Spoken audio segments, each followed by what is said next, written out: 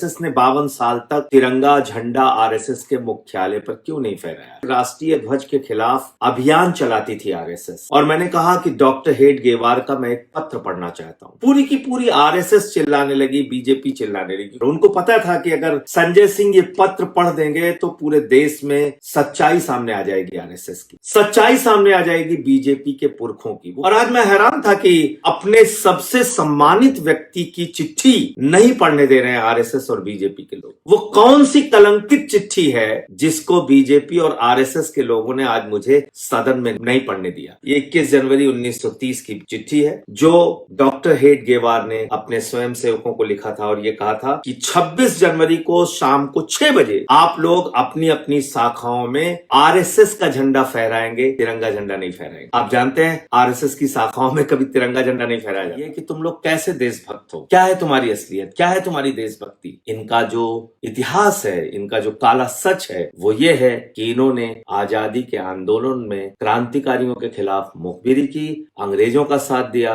अंग्रेजों की दलाली की। नमस्कार जय हिंद साथियों। आज संसद में जब मैं अपनी बात रख रहा था वंदे मातरम के बिल के ऊपर, और मैंने कहा कि वंदे मातरम का अपमान बिल्कुल नहीं होना चाहिए, राष्ट्रगान का अपमान नहीं होना चाहिए, राष्ट्रध्वज का अपमान नहीं होना चाहिए। और इस संदर्भ में मैंने ये बताया कि आरएसएस ने 52 साल तक तिरंगा झंडा आरएसएस के मुख्यालय पर क्यों नहीं फहराया। मैंने ये भी बताया कि किस तरह से राष्ट्रीय ध्वज के खिलाफ अभियान चलाती थी आरएसएस। और मैंने कहा कि डॉक्टर हेडगेवार का मैं एक पत्र पढ़ना चाहता हूं।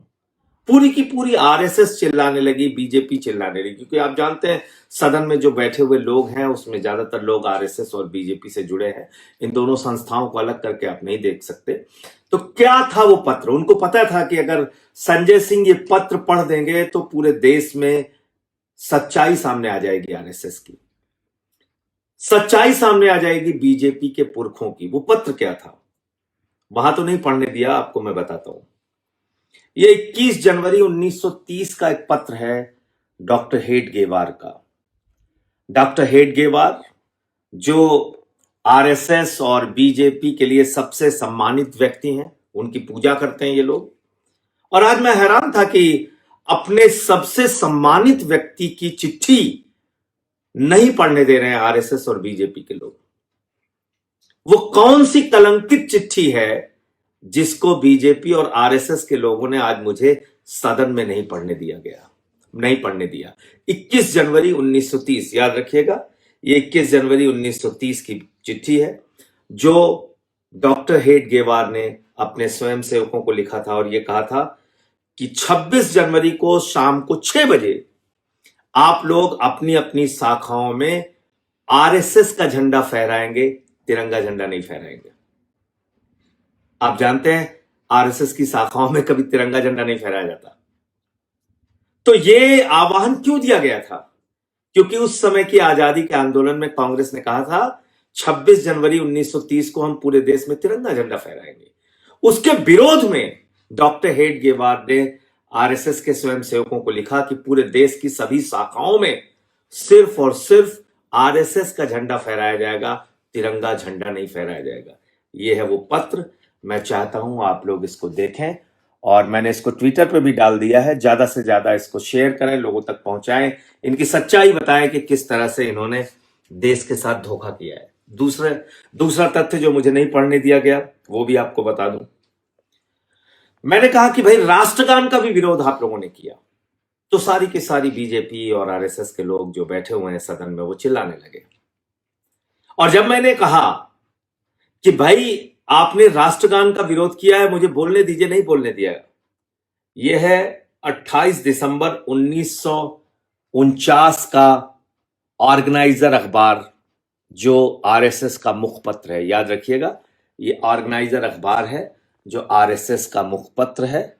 और इसको भी मैंने ट्विटर पे डाल दिया, इसको आप देखिएगा। इसमें क्या लिखा हुआ है आरएसएस के द्वारा? इसमें लिखा हुआ है कि what is that eastern element which the government found in Jan Gana Man but failed to discover in Vande Mataram? What is the moral sanction behind government's choice of Jangana Man, except that it can be made an item of entertainment? जनगण मन item of entertainment के अलावा क्या है, ये पूछ रही RSS. यानी कि आपके राष्ट्रगान को, जिसके बजते ही आप पूरे सम्मान के साथ खड़े हो जाते हैं, जिसके बजते ही पूरा देश सम्मान के साथ खड़ा हो जाता है, उस राष्ट्रगान को आरएसएस कहती है ये आइटम ऑफ एंटरटेनमेंट है,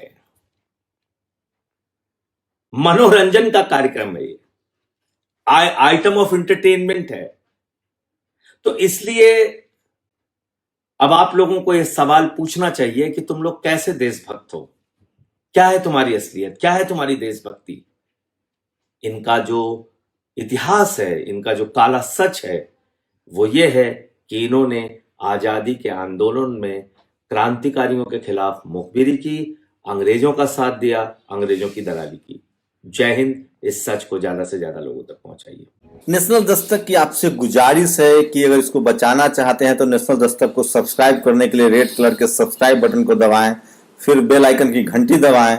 नेशनल दस्तक को बचाने के लिए बहुत जरूरी है कि हर खबर को शेयर करें, लाइक करें, कमेंट जरूर करें।